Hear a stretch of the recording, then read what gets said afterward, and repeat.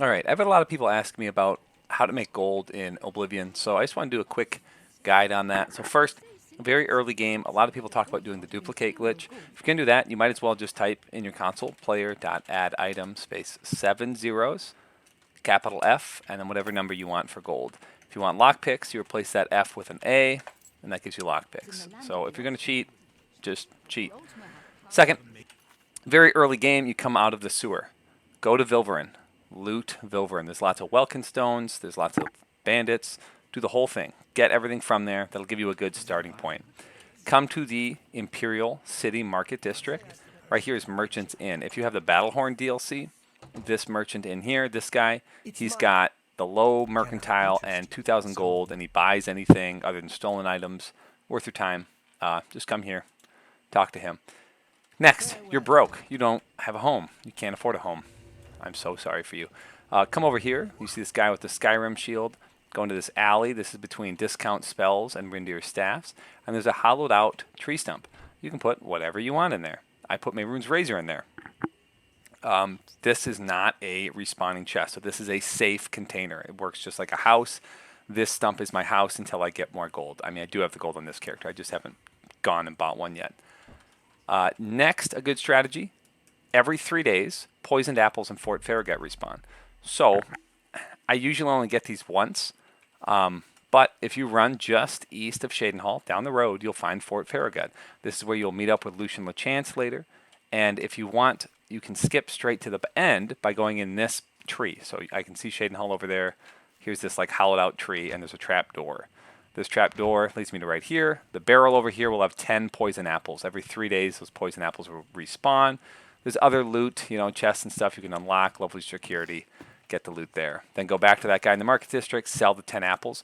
Poison apples, I just did it a second ago. So poison apples sell for 300, and there's 10 of them. So that's, you won't get 3,000 gold, but you'll get like 2,000 gold. So that's quite a bit for very low effort. It is a very hard lock chest, just like in the arena.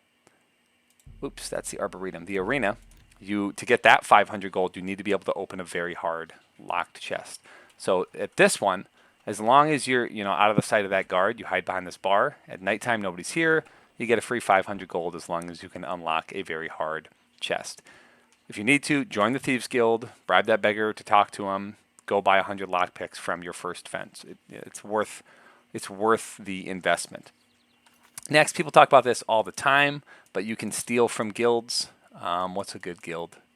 We can go to Coral. Why not? It doesn't matter what guild you go to. Join the Mages Guild. The Mages Guild is the best one for stealing.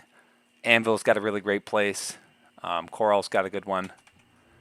I like to, as soon as I can, get feather spells because it allows me to just steal more. As soon as you actually unlock custom spells, loot everything. You can carry so much with feather. Get like 5 feathers. It's worth your time. So I was leveling my security, so I opened all these.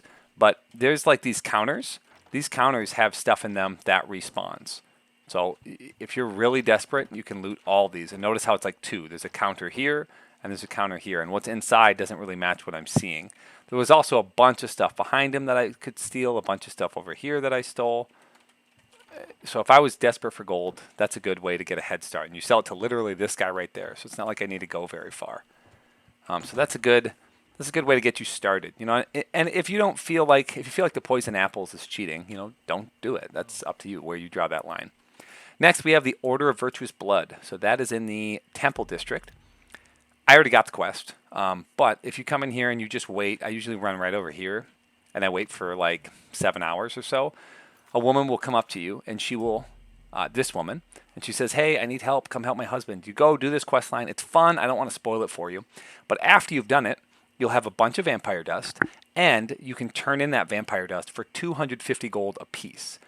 Then, if you want to go do the Mayrune's Razor quest, that has 20 vampire dust as well. Now, that's a long dungeon, maybe not worth your time, but if you're going to do it anyway, that's a lot of gold right there for 20 vampire dust when each one's 250. You can do the math.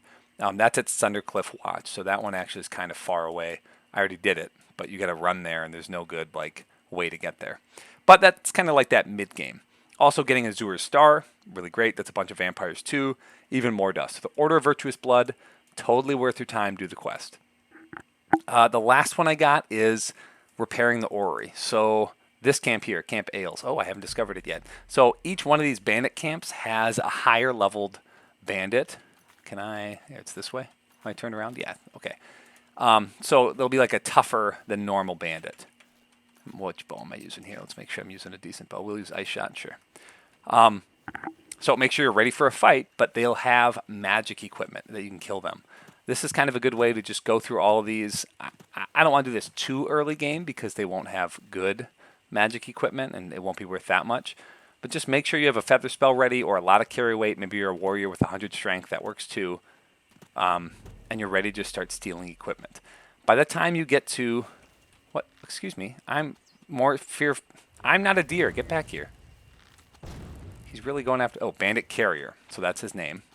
So he's kind of leveled. He's going to be tougher than most of the others. Get his weapon. Get his loot. He's got Wizard's Helmet. So this is just 1,500 gold. And notice, light armor, 11 for 225. This stuff can sell for quite a bit. I usually pick up Mithril and anything higher. If I'm broke, that's a good way to... Ooh. I know it's terrible to steal a dog's soul, but like... Okay, I did it. I'm sorry. Don't judge me. Now that I got this quest, I have all of these bandits in this area. All of them. So what is that? 1, 2, 3. 3 more that will have that leveled magical equipment. So if each one of those is selling for 1,000, I don't know what weapon he had. Yeah, well, that's a cheap one. But sometimes they'll have good ones. Even if they don't, after you've killed them all, do it again and just pick up all the light armor. You can fast travel because you're outside. Fast travel back to that market district and sell it. So it really depends how desperate you are. It doesn't take that long to kill all these bandits, especially after you've discovered the camps. Sometimes I'll just go to these 4, kill all the bandits, loot all their gear, go back and sell it. You know, even if they have no magic equipment, by the time you're like level 15, I mean, as you probably know, at level 20, they'll start having glass, which will get you a ton of gold, and it doesn't weigh that much. Like I said, make sure you have feather or carry weight so you're ready.